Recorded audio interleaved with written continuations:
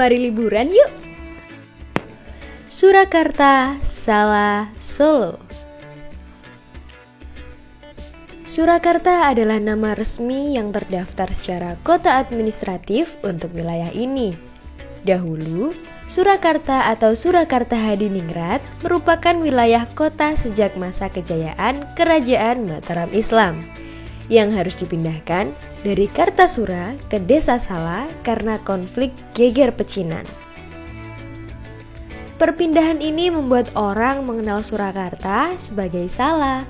Dengan pengaruh faktor lingkungan, membuat perubahan pengucapan menjadi Solo seperti yang kita tahu saat ini. Sehingga nama Solo menjadi nama populer yang lebih dikenal dan lekat seperti sekarang. Solo, the Spirit of Java. Solo memperkenalkan diri sebagai pusat perkembangan budaya Jawa. Ya, benar, jiwanya Jawa. Mendengar kata Solo, kita akan membayangkan kekayaan peninggalan warisan budaya, masyarakat yang ramah dan hangat, serta bagaimana kekuatan tradisi yang masih sangat kuat di sini. Mari liburan ke Solo.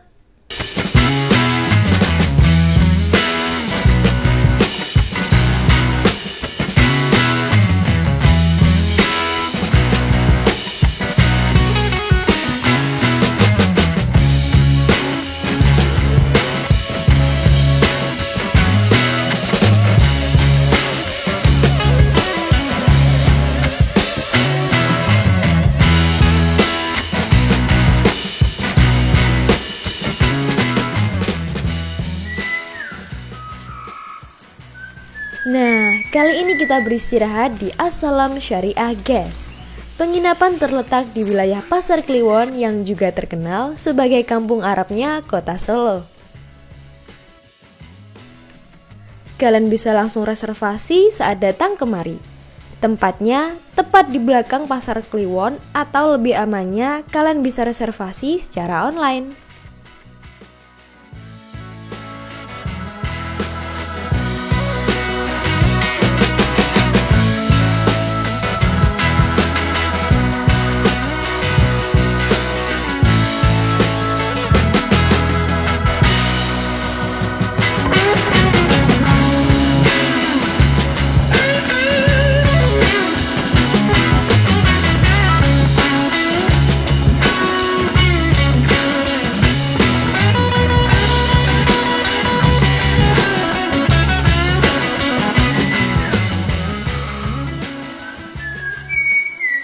Bersih dan cozy ya sobat. Di sini kita mendapatkan sarapan roti canai madu dan teh manis hangat. Yuk kita sarapan dulu sobat.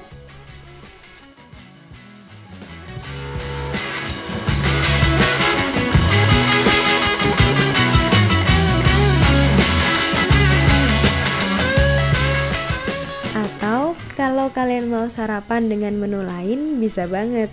Di sini ada banyak menu khas Timur Tengah yang bisa kalian pesan. Karena roti canai ini sudah cukup mengganjal perut di pagi hari, mari memulai perjalanan. Mumpung masih pagi nih sobat.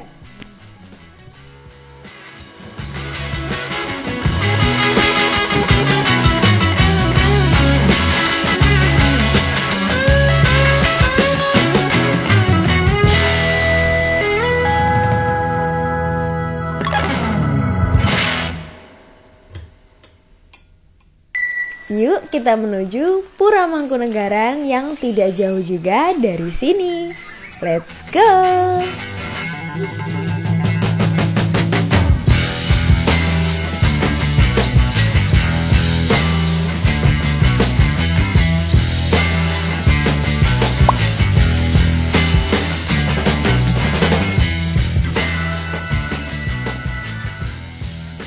Pura Mangkunegaran, pusat budaya dan seni kota Solo, menyimpan koleksi berharga Kerajaan Mataram dan Majapahit. Raden Mas Said adalah Mangkunegaran I yang memperjuangkan tempat ini dengan perlawanannya terhadap Belanda melalui Perjanjian Giati. Bangunan gaya Jawa Eropa menjadi identitas Pura Mangkunegaran yang begitu khas dan indah. Mari kita reservasi terlebih dahulu.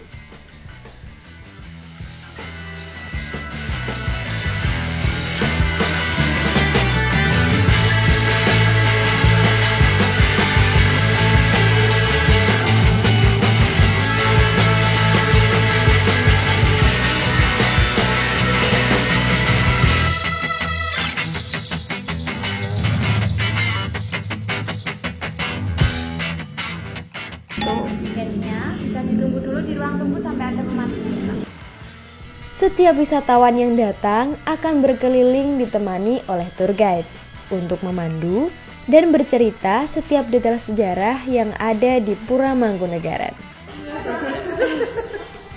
Sekedar tips ya sobat, untuk datang ke Pura Mangkunegaran, alangkah baiknya jika menggunakan pakaian sopan dan rapi ya, untuk menghormati dan menghargai kebudayaan, adat istiadat, dan sejarah yang ada di sini. Ini bisa kalian lakukan juga di tempat-tempat lainnya ya. Eits, tenang. Jika kalian sudah terlanjur sampai sini dan menggunakan bawahan yang pendek, kalian akan diberikan kain jarik yang harus digunakan selama tur di dalam pura. Monggo!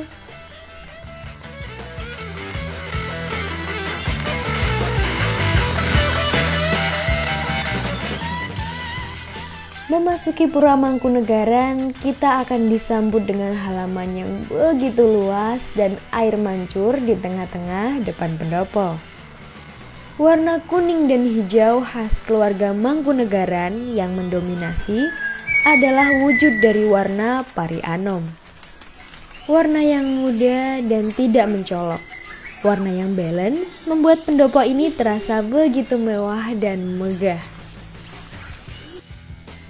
Disokong dengan 4 saka besar, pendopo ini digunakan untuk acara-acara besar Mangkunegaran, pertunjukan tari, dan wayang dengan set-set gamelan yang memiliki fungsi masing-masing dari setiap acara yang digelar. Menginjakan kaki di pendopo ageng tanpa alas kaki dan merasakan ademnya lantai marmer pendopo. Ditambah lagi suasana tenang, sejuk, dan adem di bawah atap yang menjulang tinggi. Pada bagian tengah atap pendopo ageng, terdapat batik Kumudawati dan 8 simbol warna-warna yang memiliki makna masing-masing sebagai lambang astrologi Hindu Jawa. Namanya Kiai Keton, mainnya setiap hari Sabtu dan tidak ada penarinya, jadi cuma iring-iringan gamelan saja.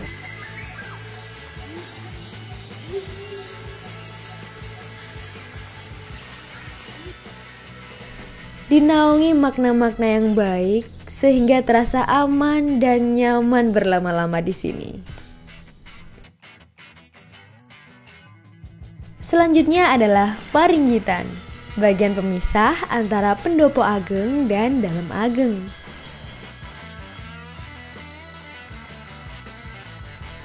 Selain itu, juga ada set pertunjukan wayang kulit yang digelar di tempat ini.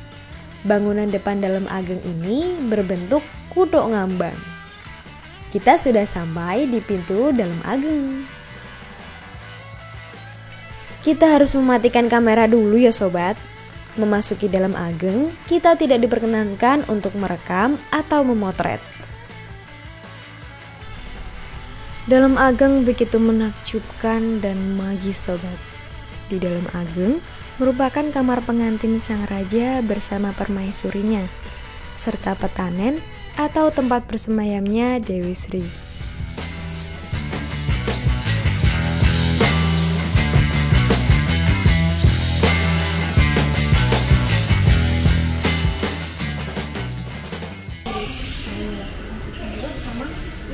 Ibunya ini permaisuri dari Mangkunegaran yang ke-7. Yang sekarang digunakan sebagai museum untuk menyimpan koleksi-koleksi setiap raja Mangkunegaran. dan merupakan tempat raja untuk bersemedi di waktu-waktu tertentu. Di sini terdapat patung macan asli loh yang diawetkan dan merupakan hasil buruan sang raja. Pakaian penari bedaya, senjata, perhiasan-perhiasan, medali-medali, wayang, uang logam, dan masih banyak lagi. Untuk lengkapnya, kalian bisa banget berkunjung kemari ya sobat. Sekarang ini kita berada di Keputren, yaitu tempat tinggal keluarga Kerajaan Mangkunegaran. Terbagi menjadi Balai Peni untuk keturunan Putri Mangkunegaran dan Balai Peni untuk keturunan Putra Mangkunegaran. Pracimoyoso digunakan sebagai ruang berkumpul keluarga Mangkunegaran dengan arsitektur tanpa menggunakan paku. Selain itu, Pracimoyoso juga disewakan untuk royal dinner. Paket dilengkapi dengan sambutan para penari Jawa klasik dan karawitan. Di lorong sini banyak sekali foto-foto keluarga Mangkunegaran. Di sini kita akan menemukan banyak sekali pernak-pernik sobat, mulai dari batik, aksesoris, dan masih banyak lagi. Tak terasa tur kita sudah selesai. Pura Mangkunegaran begitu tenang dan magis, menyimpan sejarahnya di setiap sisi arsitekturnya. Mari nguri-nguri kebudayaan.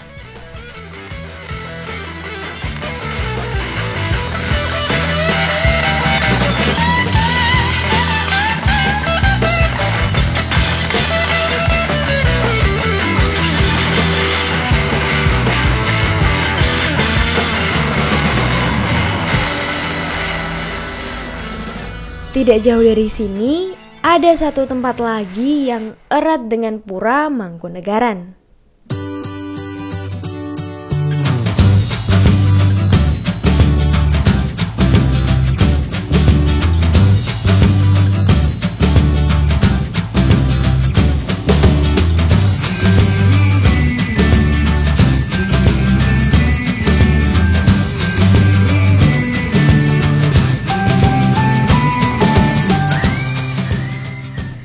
Pasar Triwindu.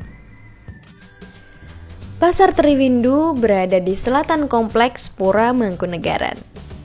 Pasar ini dibangun pada 1939 untuk memperingati 3 Windu atau 24 tahun masa pemerintahan KGPAA Mangkunegaran 7.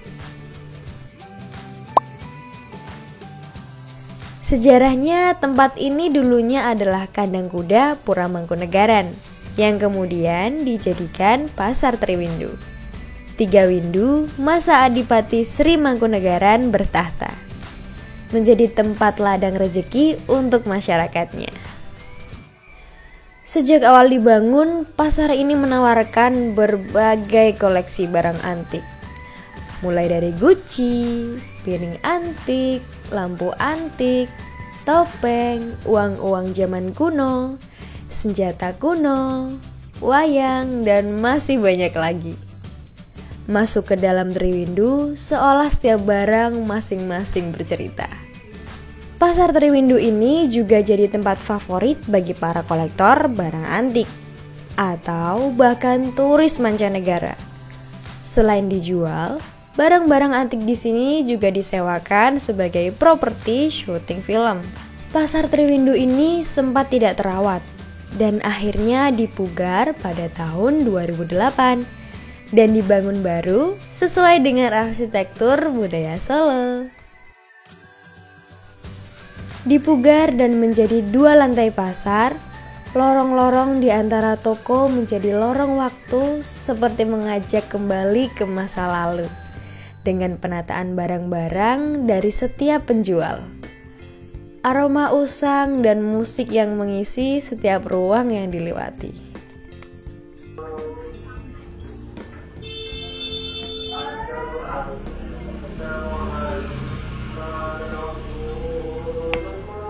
Daya tarik yang dimiliki Pasar Triwindu membawa pengunjung yang tidak hanya berbelanja. Kadang mereka hanya kemari untuk bernostalgia dan menyusuri setiap pasar. Karena di sini banyak sekali barang berharga yang berjajar di setiap lorong, yang ukurannya tidak lebar. Permisi dan mintalah izin dengan santun ya. Datang kemari dan rasakan sendiri bagaimana menariknya Pasar Triwindu ya sobat.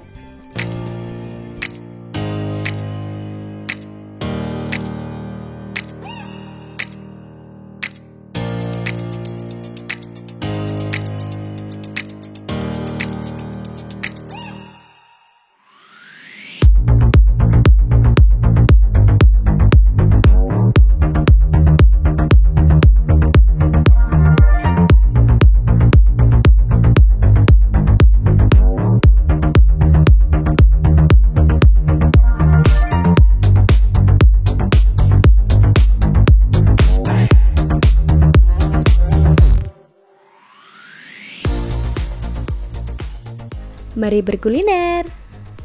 Sate kambing dan tengkleng rica-rica Pak Manto.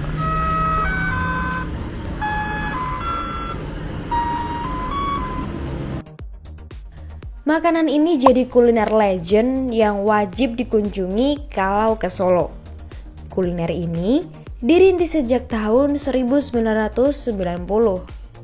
Tidak heran dengan rasa yang masih konsisten lezat hingga saat ini menjadikan tempat ini melegenda. Tempat ini tidak pernah sepi pengunjung loh. Dari mereka yang langsung menikmati di tempat maupun memesan online melalui jasa transportasi.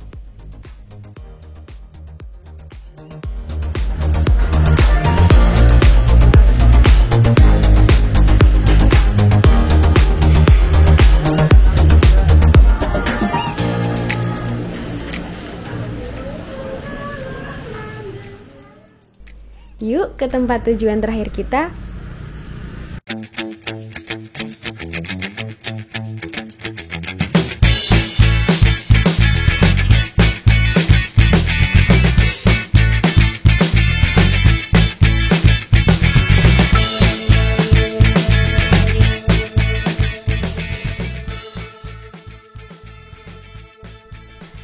Nah, kita sudah sampai sobat.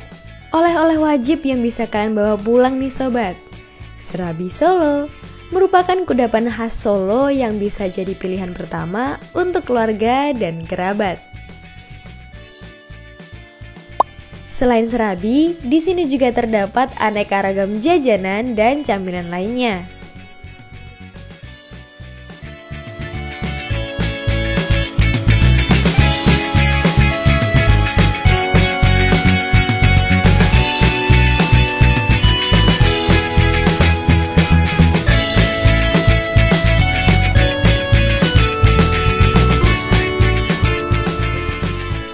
Serabi Nyonya Lydia ini buka mulai pukul 5:30 pagi hingga jam 4 sore saja nih. Serabi ini akan awet selama 1 hari perjalanan penuh dan bisa disimpan di dalam kulkas sobat.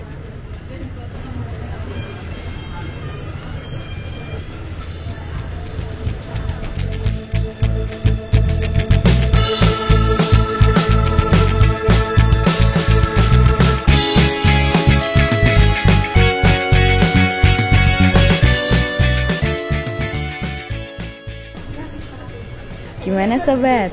Seru kan perjalanan kita kali ini? Jadi, menurut kalian tempat mana yang paling menarik untuk dikunjungi? Komen di bawah ya. Berangkat sendirian, bersama teman, atau keluarga? Yang pasti, mari liburan.